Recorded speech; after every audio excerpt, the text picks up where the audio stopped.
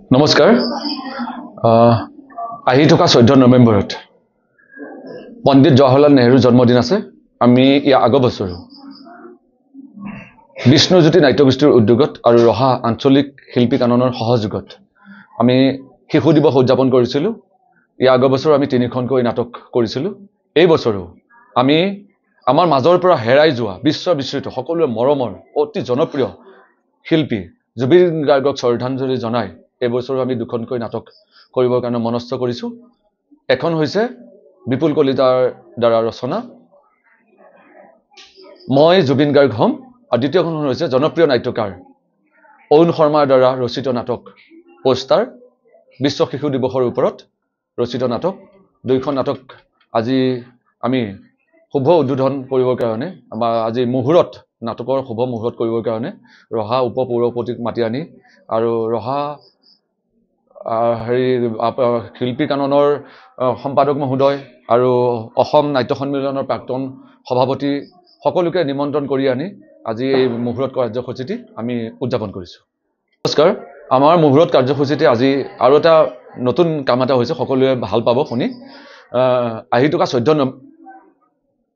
18 নৱেম্বৰত জুবিন গাৰ্গৰ যিহেতু জন্মদিন, সেইদিনাখনে আমাৰ এগৰাকী শিক্ষয়িত্ৰী ৰশ্মি দেৱীয়ে এখন কবিতা সংকলন উলিয়াব।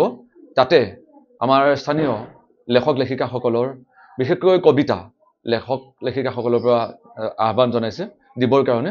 তেওঁলোকৰ যোগাযোগ কৰি দিলে আমাৰ 18 নৱেম্বৰত জন্মদিনৰ দিনাখন প্ৰকাশ পাব এই অনুষ্ঠানটো। তেওঁলোকক দিবৰ কাৰণে আহ্বান জনালোঁ। 2টাকৈ অনুষ্ঠান আজি উদযাপিত হ'ব। প্ৰথমতে সকলোকে শ্ৰদ্ধা জনাইছোঁ। আজি ৰহা বিষ্ণুজ্যোতি নাট্য গোষ্ঠী আৰু শিল্পী ৰহা আঞ্চলিক শিল্পী কানন গোষ্ঠীৰ দ্বাৰা আগন্তুক 14 নৱেম্বৰত শিশু দিৱস উপলক্ষে শিশুসকলৰ দ্বাৰা 2খনি নাটক মঞ্চস্থ কৰিব। আজি এই নাটক 2খনৰ শুভ মুহূৰ্ত আৰম্ভ হ'ল। বন্তি প্ৰজ্বলনেৰে সেই কাম আৰম্ভ কৰিলোঁ।